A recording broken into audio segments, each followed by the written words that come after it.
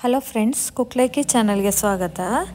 ನಾನಿವತ್ತು ಕಿಚನ್ನಲ್ಲಿರುವಂತಹ ಸ್ವಿಚ್ ಬೋರ್ಡುಗಳೆಲ್ಲ ಕಿಚನಲ್ಲಿ ಮಾಡಿರುವಂತಹ ಅಡುಗೆಯಿಂದಾಗಿ ಅದಕ್ಕೆ ಸಿಡಿದು ಬಿಟ್ಟು ಗಲೀಜಾಗಿರ್ತದೆ. ಅದಕ್ಕೋಸ್ಕರ ಈರುಳ್ಳಿನ ಬಳಸ್ಕೊಂಡು ಹಾಗೆಯೇ ಸೋಡಾ ಪೌಡ್ರನ್ನ ಬಳಸ್ಕೊಂಡು ಯಾವ ರೀತಿ ಸ್ವಿಚ್ ಬೋರ್ಡನ್ನು ಕ್ಲೀನ್ ಮಾಡ್ಬೋದು ಅಂತ ತೋರಿಸ್ತೀನಿ. ನೋಡಿ, ಈರುಳ್ಳಿನ ಈ ಥರ ಕಟ್ ಮಾಡ್ಕೋಬೇಕು. ಆಮೇಲೆ ಅದಕ್ಕೆ 1/4 ಸ್ಪೂನಷ್ಟು ಸೋಡಾ ಪುಡಿ ಹಾಕ್ಕೊಂಡು ಈ ಥರ ಬೆರಳಲ್ಲಿ ಅದನ್ನು ಎಲ್ಲ ಕಡೆ ಸ್ಪ್ರೆಡ್ ಮಾಡ್ಕೋಬೇಕು ನೀಟಾಗಿ. ಎಲ್ಲ ಕಡೆನೂ ಸೋಡಾ ಪುಡಿ ಚೆನ್ನಾಗಿ ಸ್ಪ್ರೆಡ್ ಆಗಬೇಕು.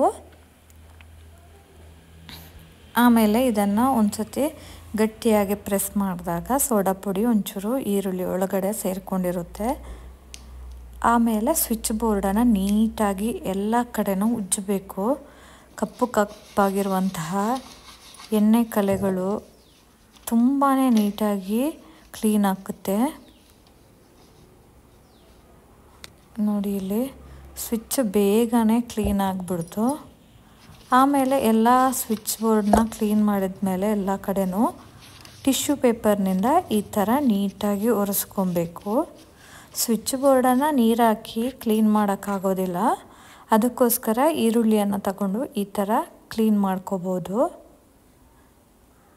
ನೋಡಿ, ತುಂಬ ನೀಟಾಗಾಯಿತು ಸ್ವಿಚ್ ಬೋರ್ಡು. ನೀವು ಕೂಡ ಇದನ್ನು ಮನೆಯಲ್ಲಿ ಟ್ರೈ ಮಾಡಿ ನೋಡಿ. Thank you.